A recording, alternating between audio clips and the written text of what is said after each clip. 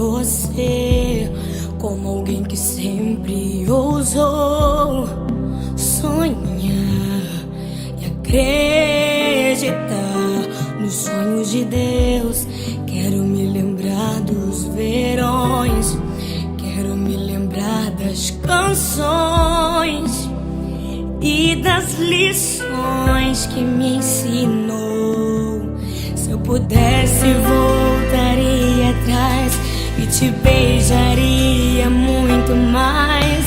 Mãe, ouviria mais os seus conselhos. Sinto tanta falta do teu cheiro, de acariciar os seus cabelos, mas aprove a Deus te colher.